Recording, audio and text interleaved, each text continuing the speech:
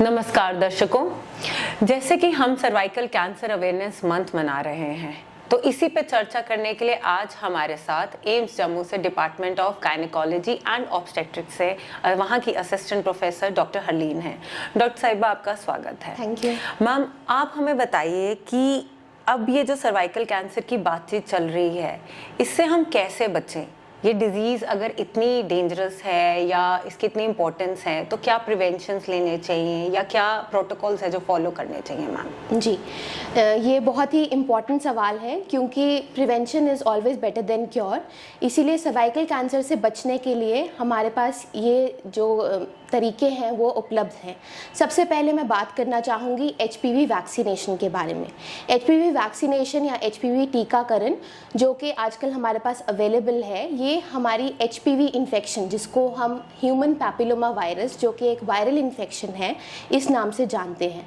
इस HPV virus की वजह से लगभग 90% से भी अधिक जो सर्वाइकल कैंसर के केसेस हैं वो होते हैं। तो अगर हम ये HPV वैक्सीन लगवाएं तो हम सर्वाइकल कैंसर को प्रिवेंट कर सकते हैं। जी। दूसरी जो इम्पॉर्टेंट चीज़ है वो है स्क्रीनिंग। स्क्रीनिंग का मतलब है कि हम रेगुलरली अपनी जांच करवाएं, देखने के लिए कि हमारे जो सर्विक्स है वहाँ पे कोई इन्फेक्शन या फिर कोई ऐसे चेंजेस जिसको हम बोलते हैं प्री कैंसरस लीजन्स, मतलब कि कैंसर से पूर्व जो भी हमारे चेंजेस होते हैं सर्विक्स में, अगर हम उनके बारे में जान पाएँ तो हम अकॉर्डिंगली उनका ट्रीटमेंट टाइमली कर पाएंगे और इसीलिए जो ये चेंजेस हैं ये आगे जाके कैंसर में चेंज नहीं होंगे।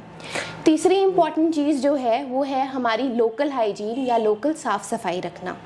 उसके बाद आती हैं सेफ़ प्रैक्टिसेस, जैसे कि बैरियर कॉन्ट्रासेप्टिव्स का इस्तेमाल, और उसके बाद स्मोकिंग या धूम्रपान, इसका हमें बिल्कुल नो स्मोकिंग जो है वो प्रमोट करनी चाहिए। तो इन सब चीज़ों से अगर हम ये सब चीज़ों को अपनी लाइफस्टाइल में इंक्लूड करेंगे तो सर्वाइकल कैंसर होने का चांस कम होता है। जी जी जी मैम, आपने जो ये HPV वैक्सीनेशन हमें बताया, क्या आप इसके बारे में हमें थोड़ा विस्तार में, थोड़ा डिटेल में बताइए? जी, ये जो HPV वैक्सीनेशन है ये हमारा HPV वायरस, जो ह्यूमन पैपिलोमा वायरस है, जो कि एक वायरल इन्फेक्शन होती है, इसके अगेंस्ट है।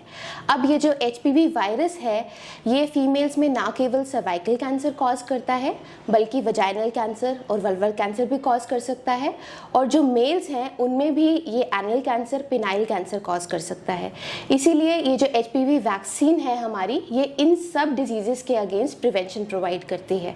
अब ये जो HPV वैक्सीन है ये विभिन्न प्रकार की है जो हमारे पास आजकल उपलब्ध है, जैसे कि बाइवेलेंट वैक्सीन जो कि 2 प्रकार के HPV वायरसेस के अगेंस्ट है, क्वाड्रीवेलेंट वैक्सीन जो 4 प्रकार के वायरसेस से प्रोटेक्शन देती है, और वैसे ही नोनावेलेंट वैक्सीन जो 9 प्रकार के वैक्सीन से वायरसेस से हमें प्रोटेक्शन देती है। जी जी जी मैम, जैसे अभी आपने मेल्स फीमेल्स दोनों के कैंसर्स का नाम लिया, तो मैम दोनों लगा सकते हैं ये वैक्सीन?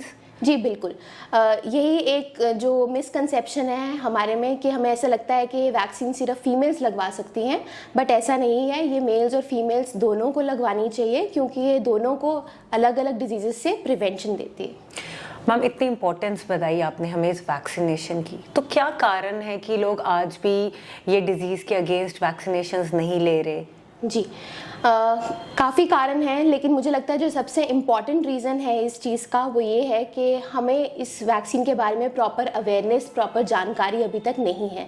जिन लोगों ने इसके बारे में सुना है उनको भी इसकी अहमियत और इम्पॉर्टेंस के बारे में पूरा नहीं पता है। जी। दूसरी इम्पॉर्टेंट बात जो है कि अभी ये जो वैक्सीन है इसकी कॉस्ट थोड़ी सी ज़्यादा है, ये थोड़ी महंगी है, इसीलिए सब लोग इसको अफोर्ड नहीं कर पाते हैं।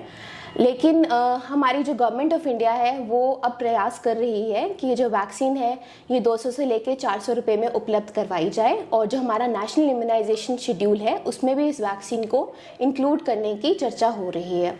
तीसरी इम्पॉर्टेंट बात ये है कि बहुत सारे लोग इसके साइड इफ़ेक्ट्स से डरते हैं, तो ऐसा मैं इस माध्यम से बताना चाहूँगी लोगों को कि ये जो वैक्सीन है ये काफ़ी सेफ़ है।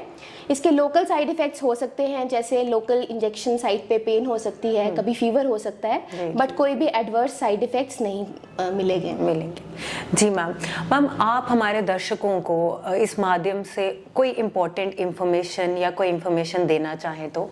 तो मैं सभी दर्शकों को ये संदेश देना चाहती हूँ कि जैसे कि मैंने आपको इस HPV वैक्सीनेशन के इम्पोर्टेंस के बारे में बताया, तो मैं आप सबसे ये रिक्वेस्ट करती हूँ कि अपने ना केवल बेटियाँ बल्कि बेटे जो कि 9 to 14 ईयर्स की एज ग्रुप में हैं, जो कि आइडियल एज ग्रुप है इस वैक्सीनेशन के लिए, तो उनको जाके वैक्सीनेशन करवाएं।